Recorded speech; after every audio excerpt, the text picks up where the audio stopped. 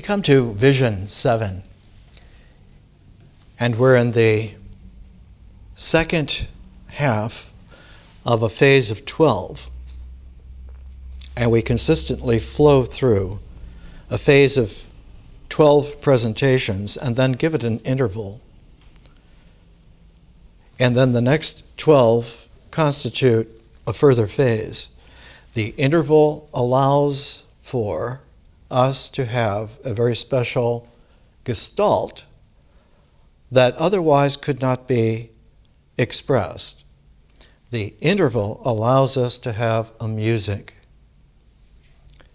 By having a structure, in this case of 12 presentations, it gives us a symbolic plan, a symbolic form, a way for thought to organize itself.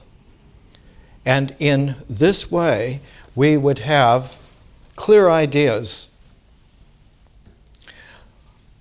By putting an interval there, the ideas now become motifs in a composition which is musical and is different.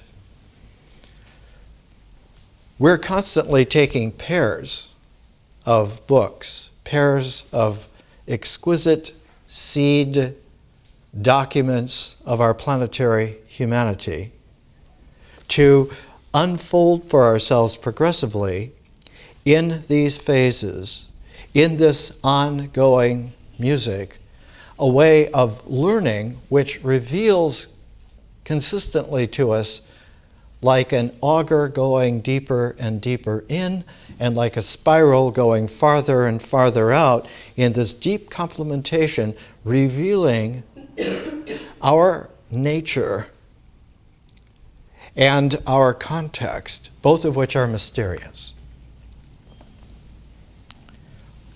We're currently in the middle of taking a pair of books which are extraordinary in terms of the planetary heritage.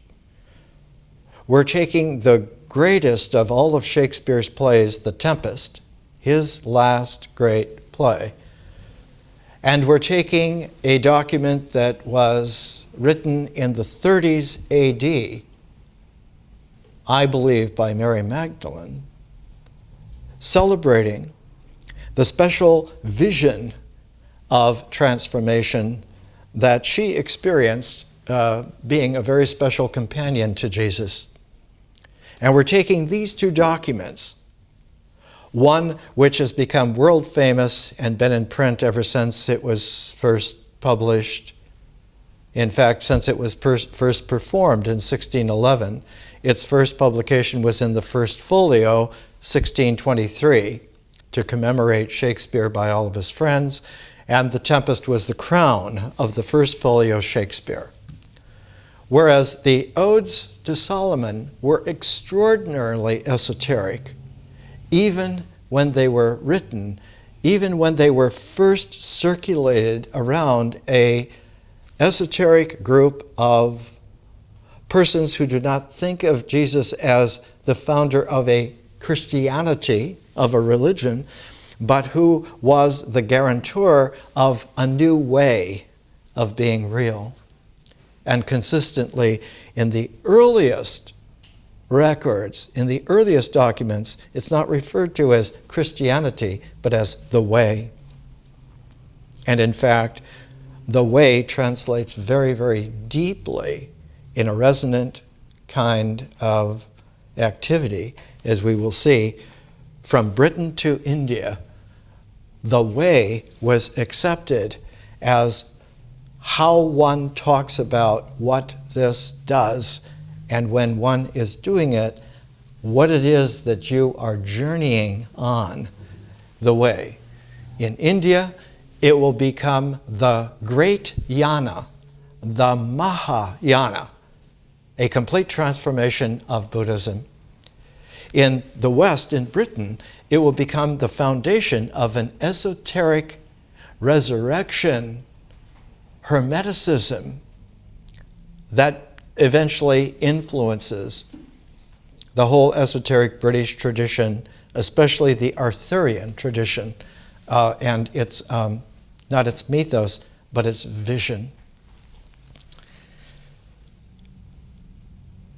We need to understand, and we've been going into this in visions 5, in 6, and now in vision 7 deeper, that at the time of the crucifixion and resurrection of Jesus, there was an epical sea change in the way in which a human being could address eternity. Before then, there was a mythology or a theology of gods or doctrines, of temples, of churches, of cults. And these were mediators that allowed for human beings who attended those temples, who believed in those doctrines, who accepted the context of those mythologies. They were able, through that interface, as if it were a dividing between the gods, the divine realm, and man in his human world. The change that came with the crucifixion and resurrection is that this veil became a membrane, which was permeable to be gone through both ways.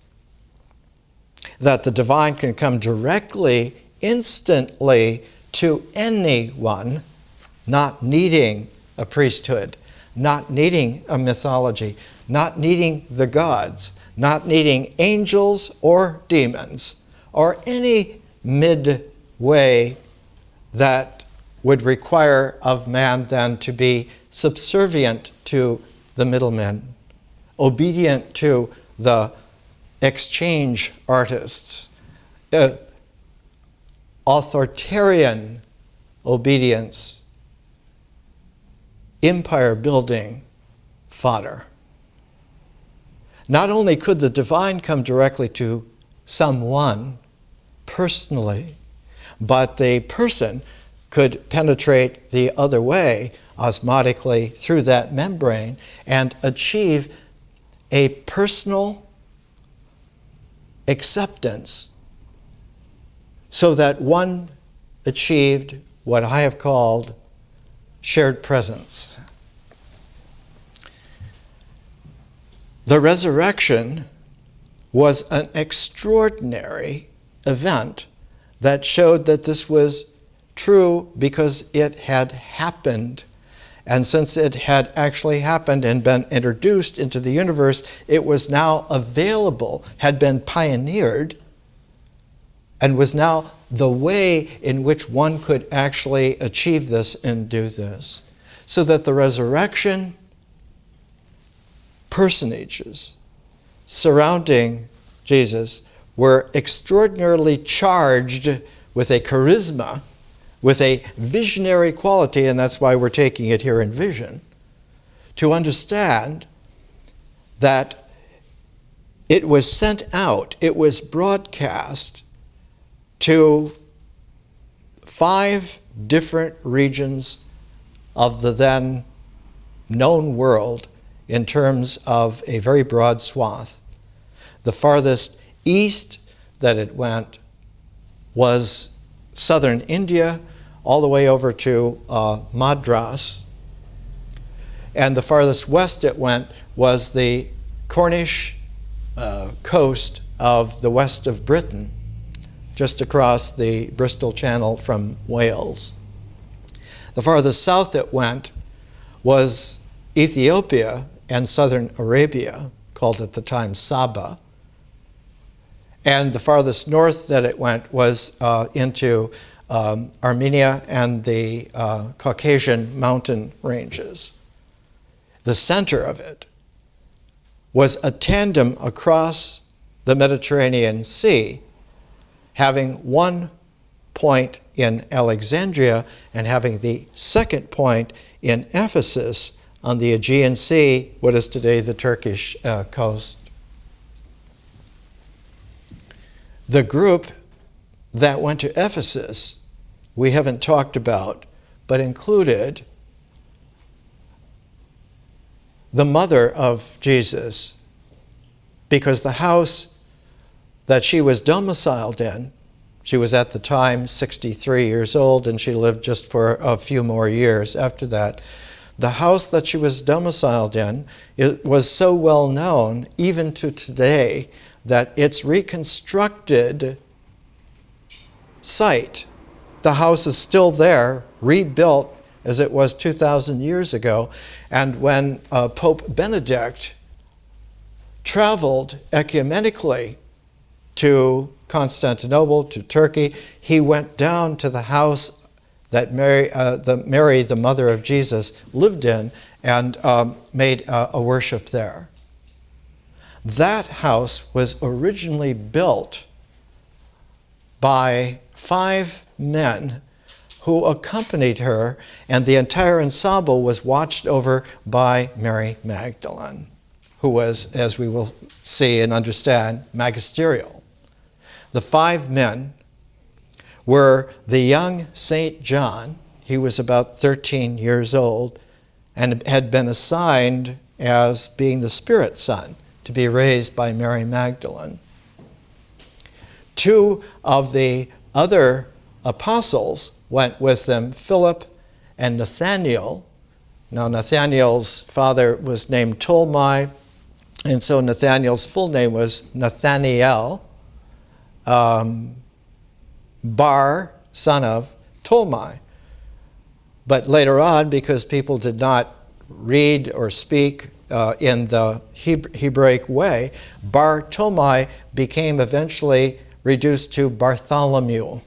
So the Apostle Bartholomew is actually Nathanael, and he was a very close friend of Philip's. You can read this in the Gospel according to John. In fact, Nathanael was from Cana, and it was Nathanael's wedding, attended by all of the family of Jesus, including his mother and all of his disciples. And it's at that wedding that the water was turned into wine.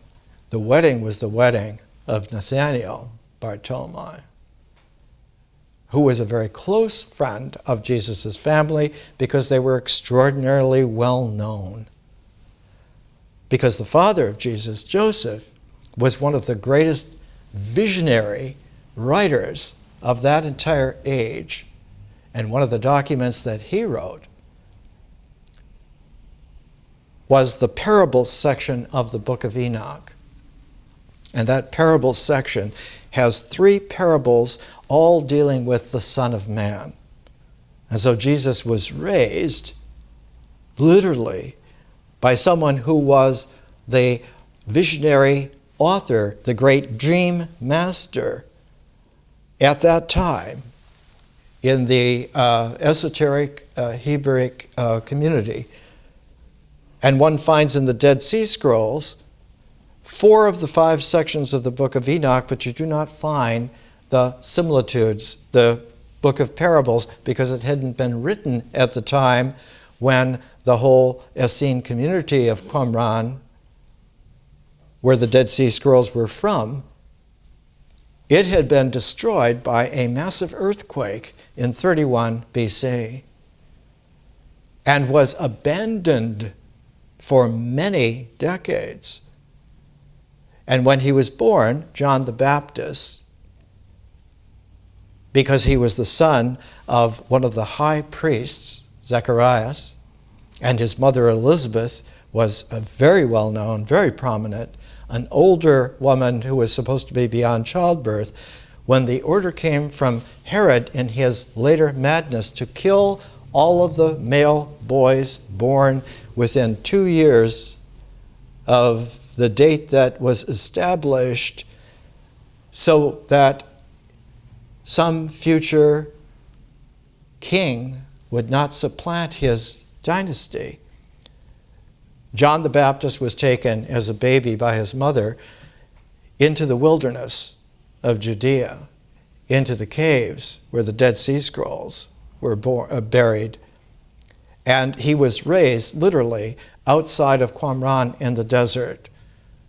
And that's where he spent all of his life, in that area, where the Jordan River runs into the Dead Sea. And just a little bit on either side of the Jordan, he always positioned himself there and maintained himself for quite his entire life there. The quality of the resurrection was so earth-shaking to the power structures, not only to the Roman power structure and the Jewish power structure of the time, both the Sadducees and the Pharisees and the Essenes. There were many Essenes who did not believe in marriage, did not believe in participating in the world at all. Joseph was not one of those. He was one of those, not the Essenes of the ascetic type, but he was one of those dream masters like Daniel in the Old Testament, who was able to understand how dreams flow together and make not a symbolic structure in the mind, but make a visionary field wherein the movement of experience now flows not only in the field of nature, generating the mind, but it flows in the field of differential conscious vision and creates the spiritual person.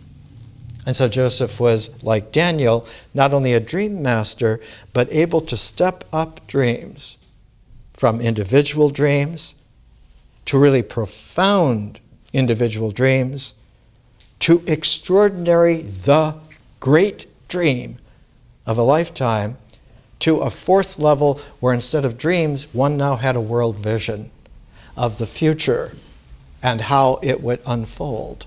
And one could then move in such a way that one's experience flowing in that vision would give you a calibration and a calendar by which you could reestablish your values, your livingness, your participation, your prismatic personal qualities of spirit to be able to contribute to the flow that would emerge into a new world, a new realm. At the crucifixion and resurrection, there was a consternation deeper than there was before the crucifixion. None of the authoritative Jewish sects wanted to have a resurrected capacity beyond the Torah, beyond the prophets, beyond even the ascetic Essene qualities, because it would take away the justification for their remaining in existence, of remaining in power, of remaining, because they would have been fulfilled and something new now has come out. We must not regress and keep those old structures going, but the deepest was the affinity of the Jewish power structure to the Roman imperium, the Roman Empire power structure, which at that time was extraordinarily powerful and yet not cemented permanently. It had been constructed by Augustus Caesar, and when he died in 14 AD, he passed it on to his adopted son. Tiberius was one of the sons of his second wife, Livia, not his own son. And Tiberius Caesar, like Herod, was not a legitimate ruler, not a legitimate king. He had to keep the manufactured artificiality of his power alive and not have it challenged by something which was esoterically more authentic than his authority.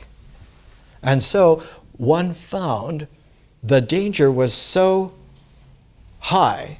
Jesus was crucified and resurrected in 36 AD, right at the end of Tiberius's reign, right at the end of Pontius Pilate's procuratorship of Judea and of all of Palestine at the time, as they called the Roman province.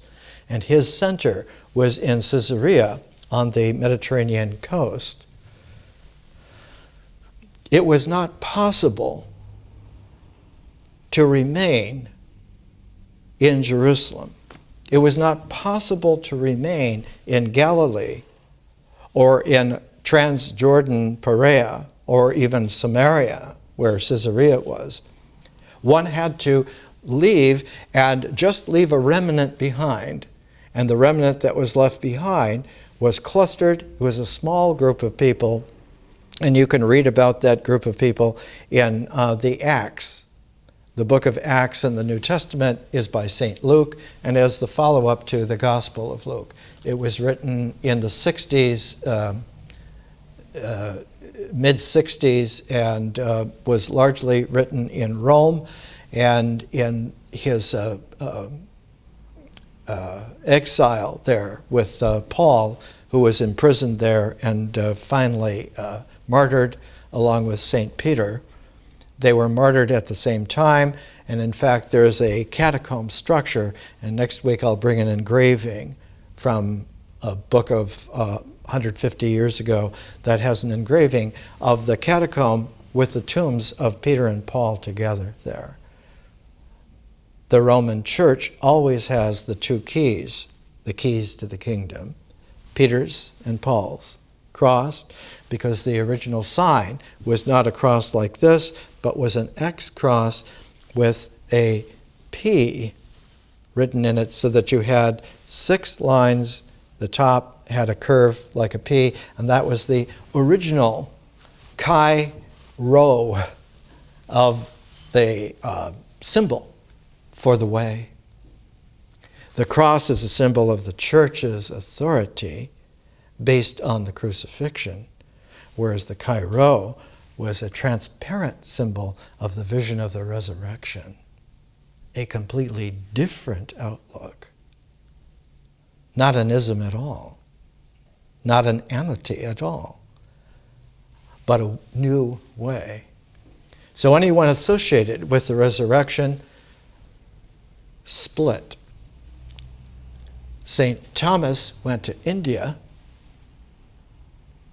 and all the way to Britain went a group of 12 individuals who were at the closest family relationship to Jesus outside of his mother, Mary Magdalene, and the young adopted spirit son, St. John. Those 3, plus Philip and Nathaniel, plus 2 other sons of Mary, the mother of Jesus, went to Ephesus and founded there a small community beginning about 37 AD. Philip and Nathaniel were extraordinarily capable men. The 2 younger sons of Mary, the mother of Jesus, were young men, quite vigorous and viable, and they helped build the houses where Mary Magdalene lived, where Mary, the mother of Jesus, lived, and young St. John was raised in Mary Magdalene's house, and she's the one that taught him the elegance of the kind of language that he uses in his gospel and the book of Revelation and in his letters, one of the world's greatest, most refined languages. New Testament Greek is largely John's Greek, at the crown of it. He was the Shakespeare of his day, very much. Who went to Britain? What were the 12? Jesus had 4 brothers. 2 of them went to Ephesus, the younger ones, and 2 of the older ones stayed in Jerusalem. And the oldest of them, James, who became the James who wrote the Epistle of James in the New Testament, he was the next oldest boy, the brother of Jesus, And when the other James, the brother of St. John, was killed in 44 AD, he was killed in Jerusalem. He was martyred there. The other James, the brother of Jesus, James the Just, became the first bishop of Jerusalem. Before that, the Apostle James followed the way, whereas the brother of Jesus, James the Just, who didn't believe in his brother until after the resurrection, now founded and found his way in a growing community structure that was disparate, like a diaspora, and had to be linked together by letters, by traveling missionaries, and it became the seed out of which the church arose, both the church in the East and the church in the West, the Roman Catholic Church, centered in Rome, and the Greek Orthodox Church, which was originally centered in Antioch. Whereas in Alexandria and Ephesus, you had the way and not the church. And in India, you had the way and not the church. In Ethiopia, you had the way and not the church. In Armenia, you had the way and not the church. And in Britain, the place that was chosen because the man who headed that group, Joseph of Arimathea, was one of the great shipping magnates of the day. He owned the shipping lines that traded from the eastern Mediterranean coast all the way to Spain, France, Britain. And one of the elements that he dealt with was tin. And in Cornwall was one of the few places in the known world where there were enough deposits of tin that could be mined, because tin was necessary to make bronze. You cannot make bronze out of copper without tin. And so it was one of these elements that was absolutely essential. And if you cornered the market on tin, you were very wealthy indeed.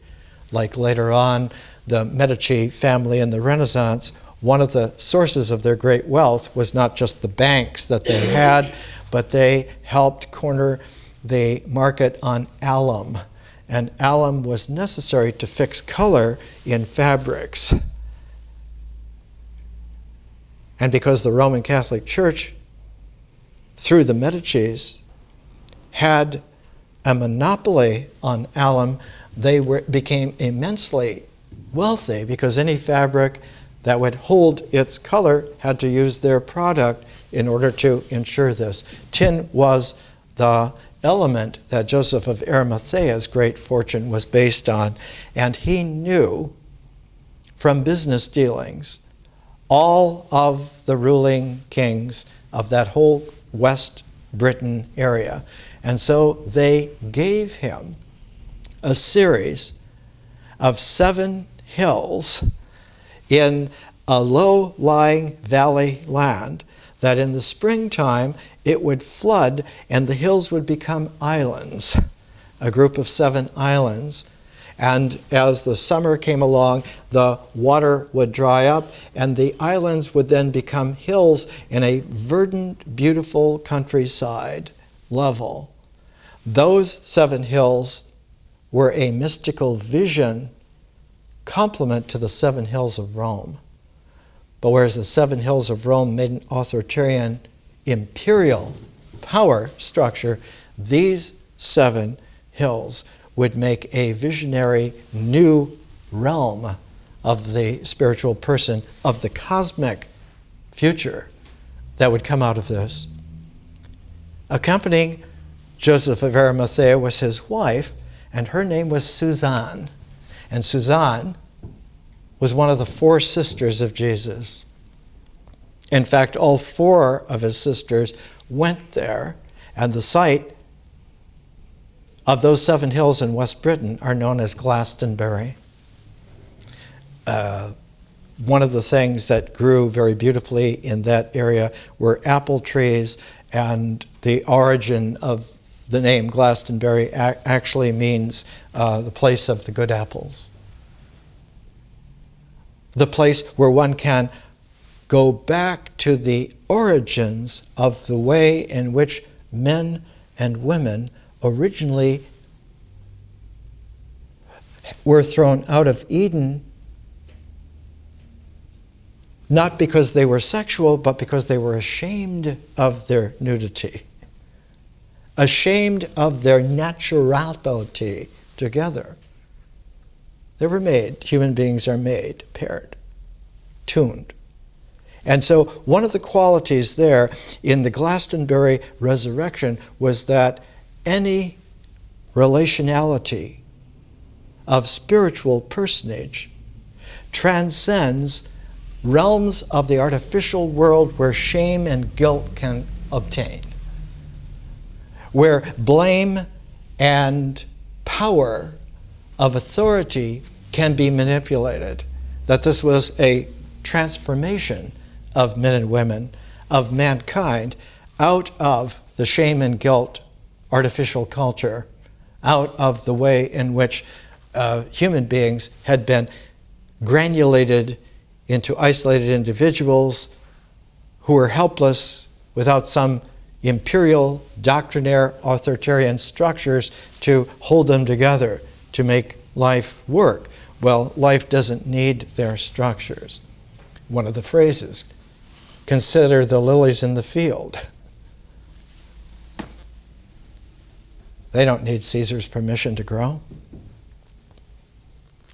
So the four sisters of Jesus were there. Suzanne, her husband was Joseph of Arimathea. Joanna, her husband was Chuza. You can read about it in the Gospel according to Luke. And Chuza was the great financial secretary to Herod Antipas, who was the king of Perea and of Galilee. And Chuza was one of the most powerful figures at the time in the Herodian power structure. His wife was Joanna. The next oldest was named Mary for her mother, and her husband's name was Clopas. And she and Clopas had a very large, beautiful house in Jerusalem. And among their sons was a young man. He was only about 9 years old when the crucifixion, resurrection happened. His name was John Mark, but he's known in history as Saint Mark. And he was left in the care of Saint Peter to raise, just like John was left in the care of Mary Magdalene to raise, because both their mothers went to Glastonbury with their sisters and their husbands. Mary's husband was Clopas, and the oldest sister was named Salome, and her husband was Zebedee, and among her sons were St. James and St. John.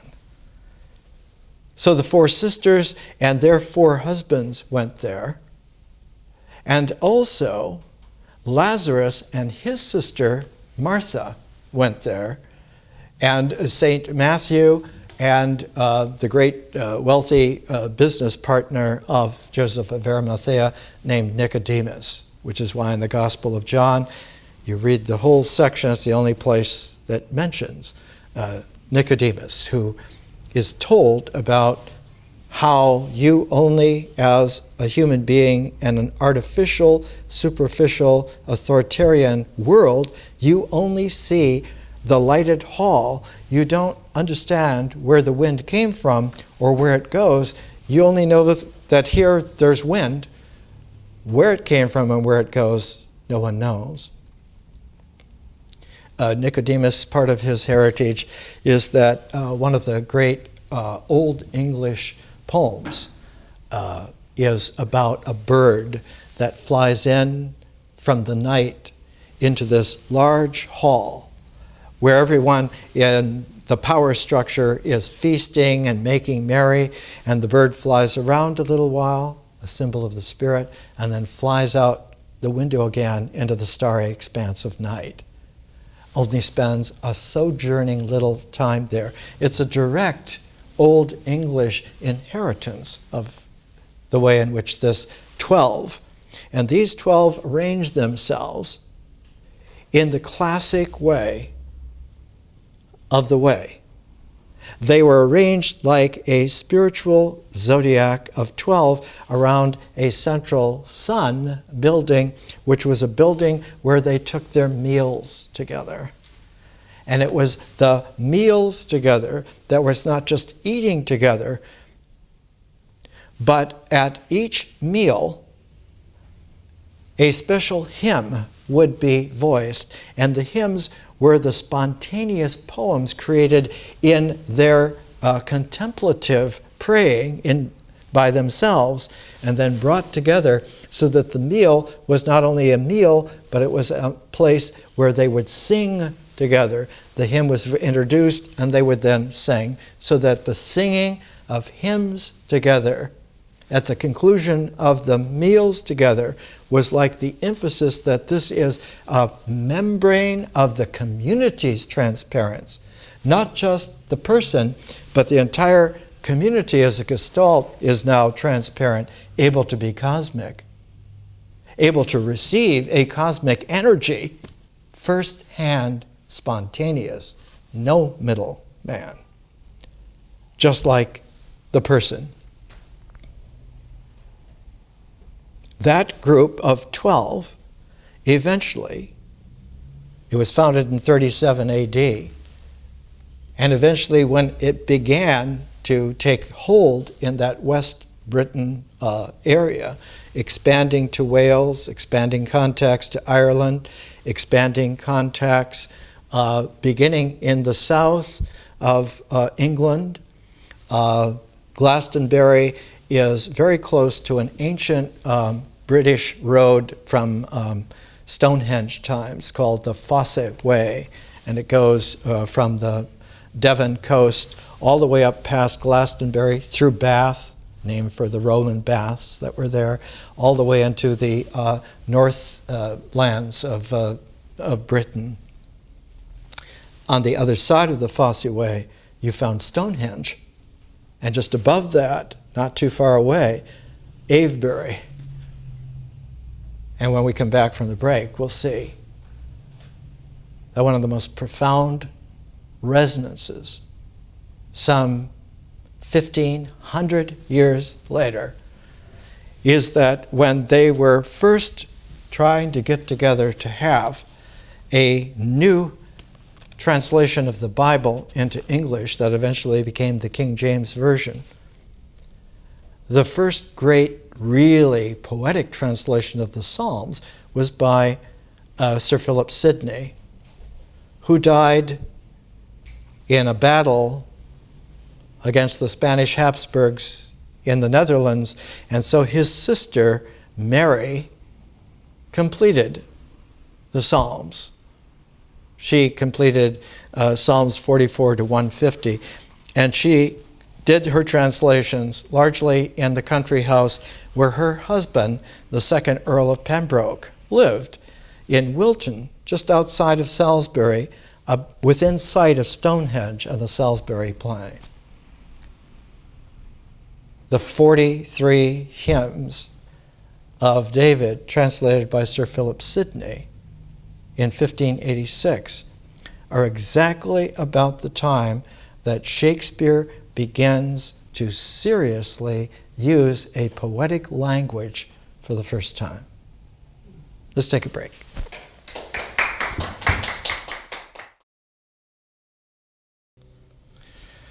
Let's come back to the second part of Vision 7, and notice that we're always pairing.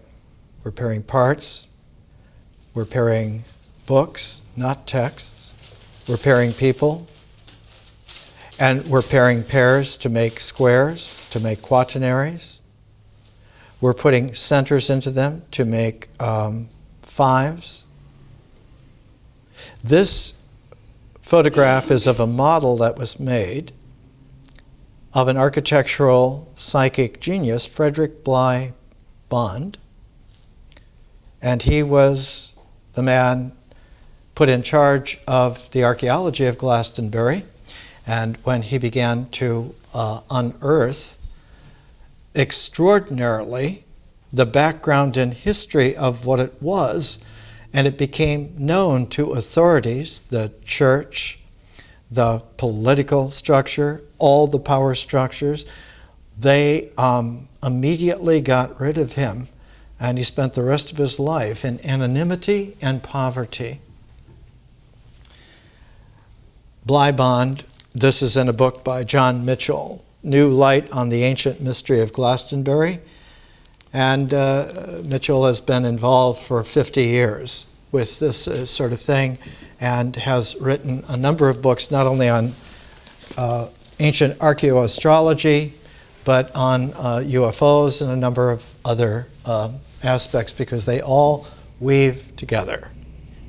When you have a transparency through the membrane of your person to the cosmos, and the cosmos has that to you, it means that the community is larger than the planet, larger than the star system, intergalactic.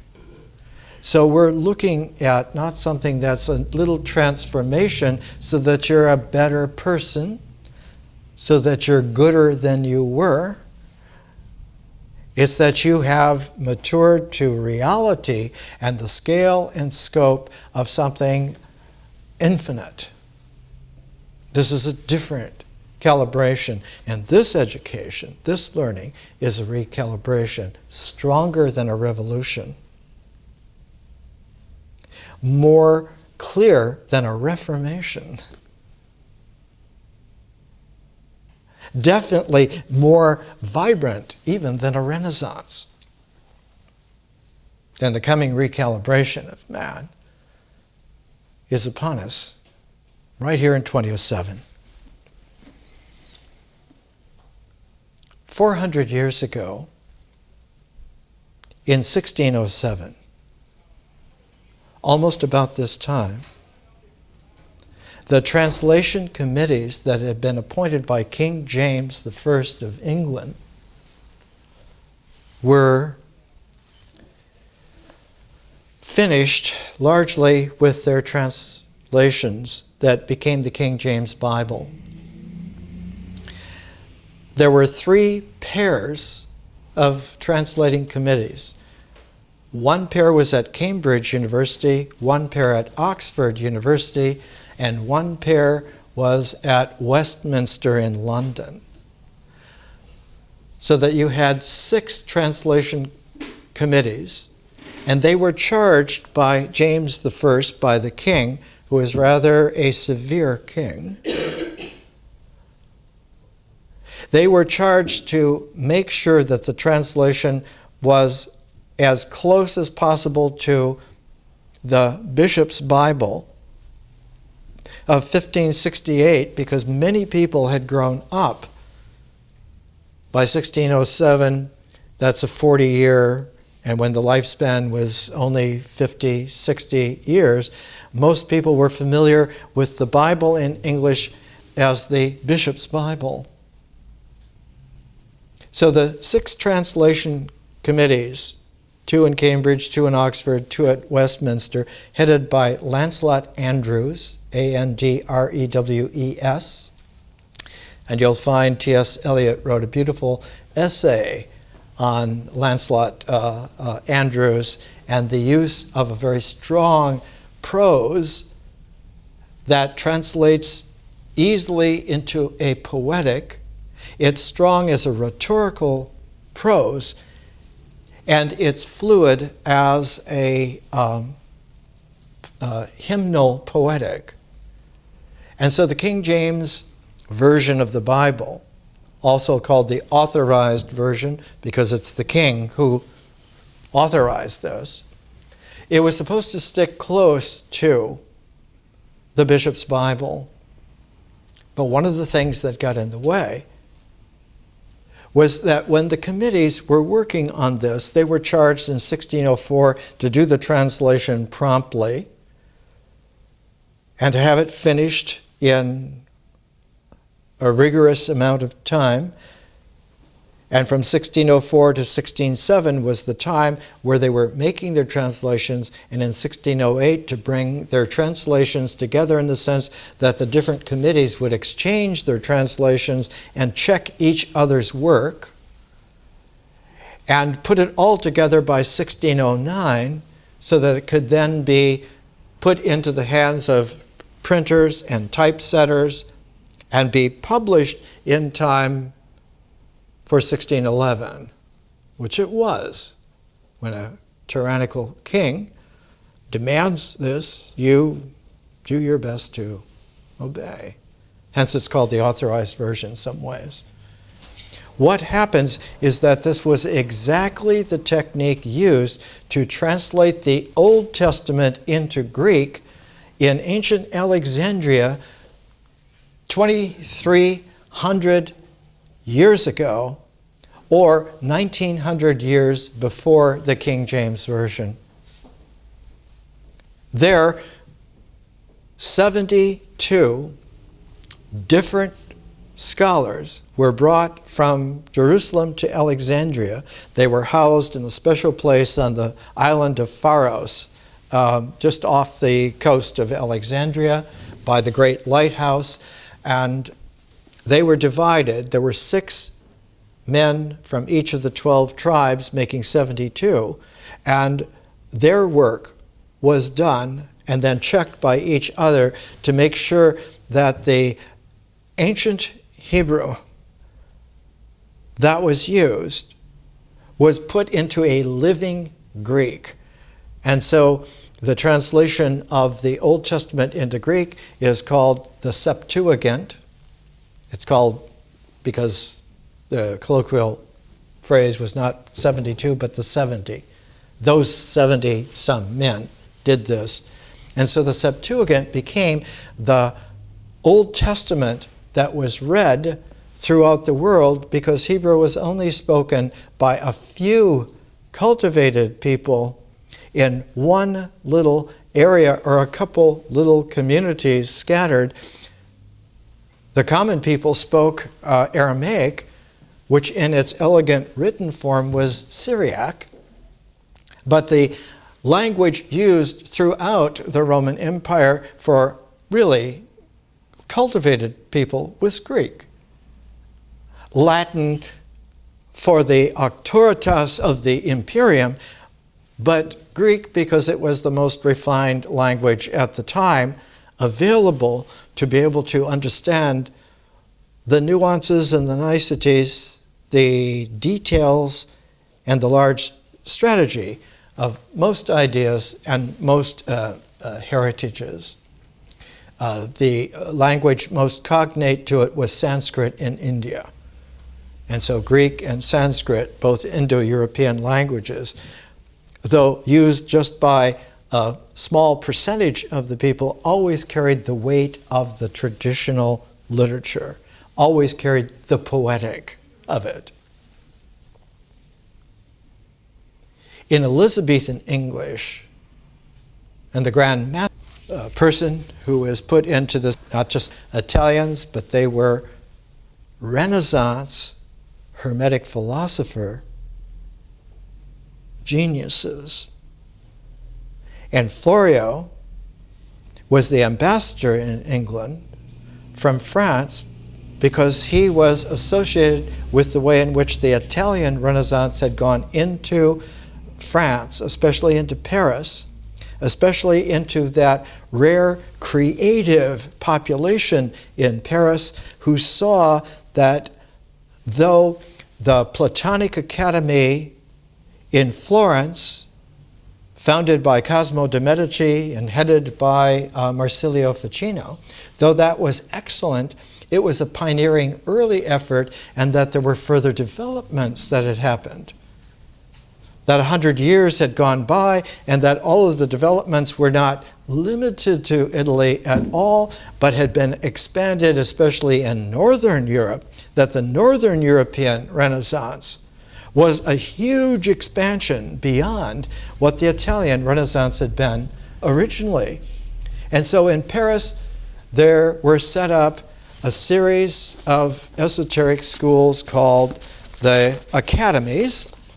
And Francis Yates also has done a book, The French Academies of the 16th Century. One of the academies was run by a group of 7 savants, and they called their gestalt the Pleiad. We are the Pleiades of humanity. We are the star community leaders delivering a message of a new future, of an expanded mankind who will transform out of the old mankind and join the celestial flow of cosmic beings. Florio represented, therefore, not only the Italian Hermetic Renaissance, but the further expansion of the French Hermetic Renaissance, and carried it to Elizabethan England, to London and to Oxford. And when Bruno came, he met with Florio, he met with Edmund Spencer and a number of people surrounding them, but in particular with Sir Philip Sidney. And that's why Sir Philip Sidney took upon himself to go to the core, linking the prophets with the Torah by sacred hymns, sacred poems, sacred psalms of David, and began to make his translation of the Psalms of David in such a high, beautiful, English original poetic that it was recognized that here was maybe the harbinger, like a poetic John the Baptist, of a new visionary revelation through the English poetic of a cosmic humanity. Unfortunately, Sir Philip Sidney died at 32 of a gunshot wound in the Netherlands. He lived for 3 weeks and never recovered. And he only translated the first 43 of the Psalms of David. But his genius sister, Mary, who became the Countess of Pembroke, finished the translation, and her translation was finished of all of the Psalms in 1608, right at the very time that the English Bible came out in the authorized version, in the King James Version. But the Psalms of the Sidney translations was a higher poetic than the authorized version. It was a deeper revelation of the transparency, not only of the symbols, but of the way in which human beings, when they become spiritually real and cosmically attuned, the harmonics that flow through the language give you a freshened new presence. And here's the last psalm that Sir Philip Sidney lived to make the corrections on the translation. This is Psalm 43. Judge of all, judge me, and protector be. Of my cause oppressed by most cruel sprites, save me from bad wights in false colors dressed. For, my God, thy sight giveth me thy might. Why then hast thou left me? Why walk I in woes, while prevailing foes have joys bereft me? Send thy truth and light, let them guide me right, from the paths of folly, bringing me to thy tabernacles, high in thy hill most holy. To God's altars who will I boldly go, shaking off all sadness, to that God that is, God of all my bliss, God of all my gladnesses. Then, lo, then I will, with sweet music's skill, grateful meaning show thee. Then, God, yea, my God, I will sing abroad what great thanks I owe thee. Why art thou, my soul, cast down in such dole? What ails thy discomfort? wait on God, for still, thank my God I will, sure aid, present comfort. An extraordinary quality of an English poetry raised to a level that was astounding at the time. We have talked earlier in our education of how when Old English came into play, it was made extraordinarily powerful by the English national epic Beowulf, written about 730 AD. And in Beowulf, two incommensurates, Northern Germanic European hero epics and refined humility Christian ethos were brought together. As one yogi once said of the Bhagavad Gita, it's bringing fire and iron together and making a new molten quality where you can make new forms. The German sword-wielding mythos of the tough hero meeting the gentle humility of the interpersonal sharing ethos, when brought together, made Beowulf an extraordinary achievement and made Old English one of the great languages of what we now call the Middle Ages. But that Old English was completely transformed in the 1300s. The great genius of that was centered around Geoffrey Chaucer. He humanized the Old English into a Middle English. And the Middle English genius in Chaucer, or in Sir Gawain and the Green Knight, and we took J.R.R. Tolkien's translation of Sir Gawain and the Green Knight into contemporary English because he was like Sir Philip Sidney in our time, capable of the highest poetic English, both in prose and in poetry. That Middle English was transformed again in Elizabethan English, and the point leader was Sir Philip Sidney, and after he died, tragically in 1586, the figure who rushed in to fill that was Shakespeare.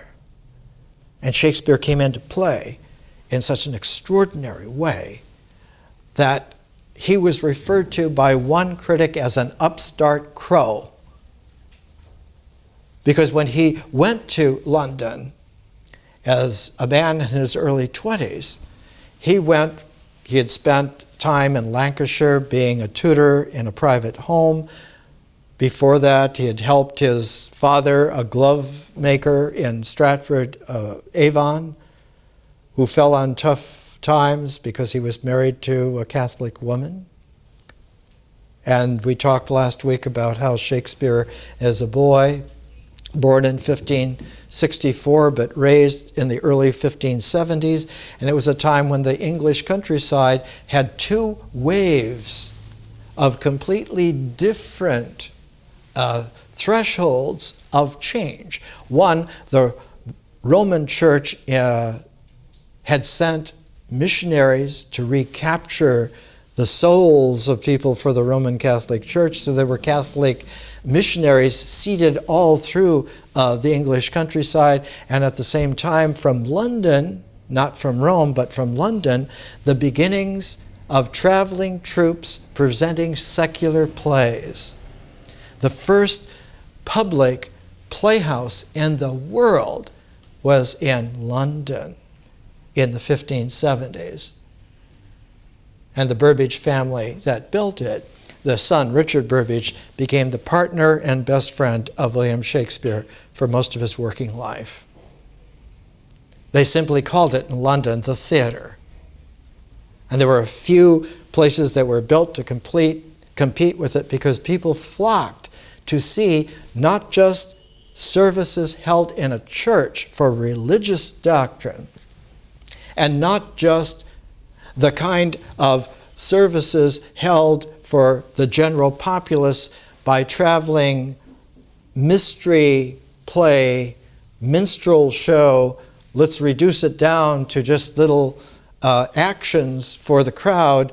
with simplified language, little cartoon versions of it. But the London plays were of the highest Elizabethan English for a secular population, not to be liturgical, not to be doctrinaire, but to be freeing beyond the Old English and the Middle English into a new Elizabethan Renaissance English. And it was just at this time in growing up that Shakespeare received the impress of both, because his mother was Catholic, his father was not. So the family allegiance was always that there must be some way to have a set for both these that doesn't denigrate either. And at the same time, the invitation that there was a new medium available. The public theater was the internet of the day of the English Renaissance. And so when Shakespeare went to London, he began in the simplest possible way. He would park the horses of people coming to the theater, which was just outside the gates and walls of old medieval London, in some fields, and they would ride out by horseback, and he was the groom for the people coming to the theater, parking their horses, taking care of them, feeding them, currying them. And at the same time, he brought with him his budding genius and one of the first plays that was successful for Shakespeare is The Taming of the Shrew, which masterfully brings together a whole array, a whole spectrum of issues and ideas that separate in the mind, in mental structures of doctrine, in social world beliefs, in the kind of prejudices from old traditions. All of a sudden, everything is thrown together on the anvil of an untamable woman who is carrying rage and anger against being used manipulatively as a sexual thing. I will not marry. No man will rule me, will own me. I will not live in this world in this way. You cannot force me to. The shrew, Catherine, who becomes loving Kate because the man who is brought facing her fire is this iron will of Petruchio. I am Petruchio, and I do what I like, and I like the way I do it, see? And so Petruchio and Kate are the fire and iron that are brought together in the taming of the shrew and make for the first time a Renaissance English poetic marriage between equals who are equally recalcitrant, who come together because they are equally interested in the new aspect of an expanded them having a special relationship with each other that was not possible individually before. Here is a shared tuning, and together some new differential realm has opened up that we never knew about before, or did we?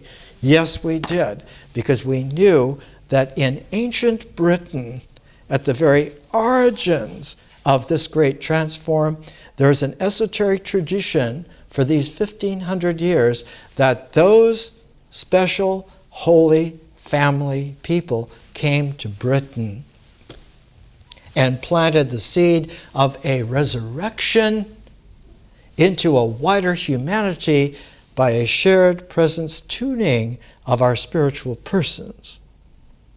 And how did that happen? It happened this way.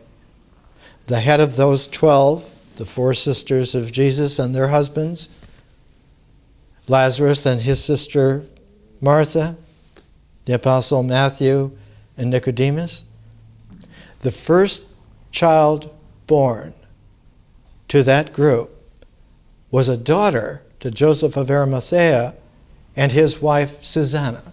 By the way, Shakespeare's first daughter was named Suzanne. Yeah, in honor. because by Shakespeare's time, the Renaissance had really gained ground. The penetration, the understanding of what was at stake, of the context of everything that had transpired before was getting immense. And it was only because it was sabotaged later in the 17th century and ridiculed later in the 17th century and effectively removed from consideration for 200 years, and was only rediscovered in the time of the Romantic Revolution by the great revolutionary romantic poets like Shelley and Blake and Goethe and Schiller, who we will get to next, because after we finish with Vision 8 next week, we shift to a new pair. We shift to Shelley and Schiller. Shelley's Prometheus Unbound, and Schiller's revolutionary on the aesthetic education of man, not political, not social, not religious, aesthetic, because the work of art is a prism, reveals the entire spectrum. That's our style, that's our level of being a spiritual person, the complete spectrum. Every color belongs. We don't need their alum to make it part of the fabric of our lives. The Taming of the Shrew was followed by A Midsummer Night's Dream. Taming of the Shrew, about 1590. Midsummer Night's Dream to celebrate a wedding, because Shakespeare by this time had gotten a patron, Lord Southampton. And when Lord Southampton married his true love, to celebrate that wedding, Shakespeare wrote A Midsummer Night's Dream, which is a deeper transform of the Taming of the Shrew. If the Taming of the Shrew is like the vernal equinox of the opening of a whole new way, A Midsummer Night's Dream is the summer solstice, deep, mysterious evening, of the way in which that has deepened to a very, very strong relationship. Not just the equinox, but the solstice, so that the sun is now directly here at its closest, and it's here in a magical fairyland quality of an expanded spirit of mankind, where the marriage now is not just a marriage of the right man with the right woman, but on every level, all the qualities of the full spectrum of relationality are able to come together. This is a quality that Shakespeare by 1598 had brought into play, and there is a very deep transform that happens at this time in Shakespeare's language, that the spiritual capacity of poetic expression now was able to go through every level of deception in the society, to not just reveal that it was deception, whether it was manipulated by design or inadvertent because of carelessness, or it was surreptitious because of such a large time scale. And the play that makes a pair to the Taming of the Shrew is Twelfth Night, and it's like the autumnal equinox. It is a way in which the deception carries all the way through the play on every conceivable level, so that the pair that will come together do not even know that they're men and women of each other.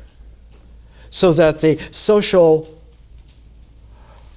reality of their meeting, of their complementarity, is completely up, not just for grabs, but up for make-believe and pretense and pretending.